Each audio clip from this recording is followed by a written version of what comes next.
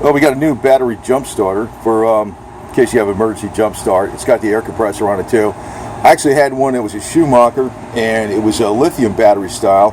Left it in the El Camino a few months, and wouldn't take a charge anymore because if you don't charge them up every month, especially in a hot car, the lithium battery will go on you. So this one has a regular lead acid battery, so it's a little bit bigger, but who cares? A little heavier. Should be able to replace that battery. I'm almost 100% certain of it. You'd have to take the battery out and see the number on it. The other thing is with the lead acid battery, I have the Bitchute battery charger restorer. So if I needed to restore the battery, say it was getting weak, I would just be able to probably take it out and restore it. You know, not charging it on this, but taking it on the Bitchute charger. This thing has a little bit more power than a Schumacher. It's a little less money. I think they're both made in China, to tell you the truth. Well, this is a California company, but you know the box when it came here it said made in China. The comparably priced Schumacher is 800 amps. Both of them have pretty good reviews. I saw on Amazon, so I picked this up. It's wrapped up really good. Like in other words, the cables go on. It's a little larger. The disadvantage of having a lead acid battery type is that they're a little larger, a little heavier, but I don't care as long as they work. It also has the different types of charging. So I'm charging it right now with the AC adapter. Now, one thing I liked about this was with the AC adapter, I could leave it plugged in. Some of the chargers, when you use the AC, when you're recharging these portable jump starters, and you're using the AC adapter, you can't leave them plugged in all the time. You have to charge them every month. Now, I personally I'd rather just leave it plugged in. If I want to go use it, I'll pull the plug out of it, throw it in the car. There, you know, I'll have it with me. You know, maybe just leave it over here or something under and put a box on it or something to keep it from getting any kind of dust on it. It's also got a cigarette lighter charger port. Charger port. It's an accessory port. It has in other words, that's like you can plug a cigarette lighter in there and run an accessory off of it. It's got the USB. It's got your battery tester. Just turn it on. That's for your air compressor. Turn on. It has your hose for the air compressor right in here.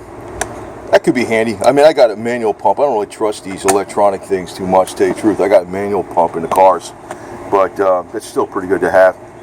It seems like it's built fairly well. And, you know, as far as how long this is going to last, that's the thing I was really looking at. A lot of this electronic stuff doesn't last that long. At least it used to. Maybe some of the stuff made years ago, but you know, I think this one is probably going to last just as good as the Schumacher brand name. I like the Schumacher. I got a bunch of them. I got like the little chargers like that. I got the manual charger. I got the marine grade chargers, but I didn't like the lithium ion battery jump starters. To me, it's like you're keeping this around in case you need to use it in a car.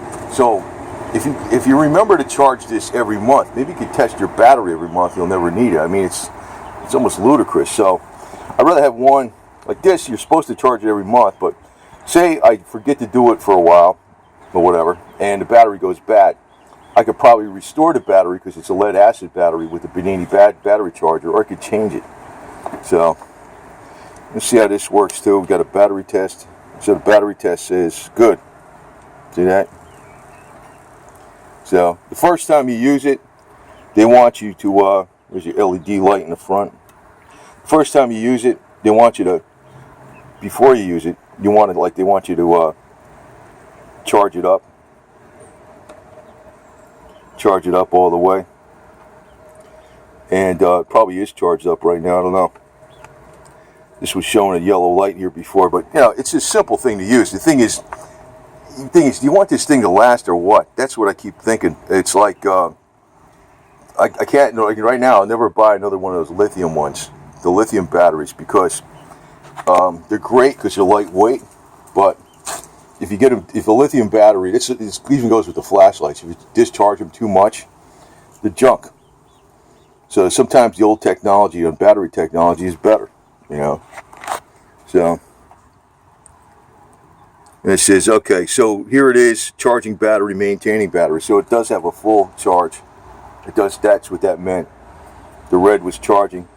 I thought that was going to go to green or something. It's actually just maintaining battery, so that's good. So this thing, like I said, one of the big advantages I saw of this is a lead acid battery, and the fact that you can keep it plugged in.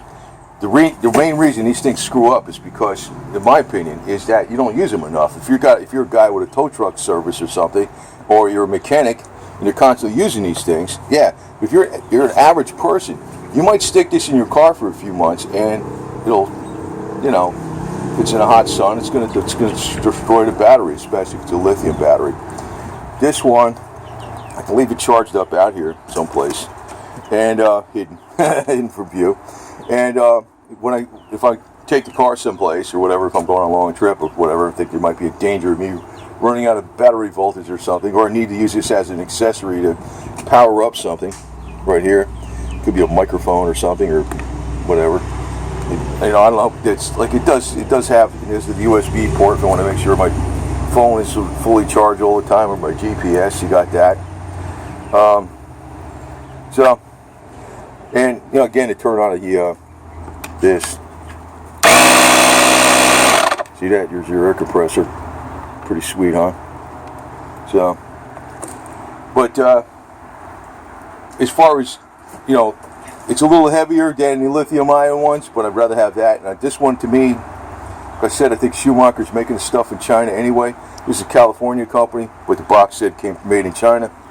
A little cheaper, a little bit more power, and it seemed to be just as reliable as the Schumacher. And I was like, well, Schumacher's selling out to China, well, might as well just get something China, right?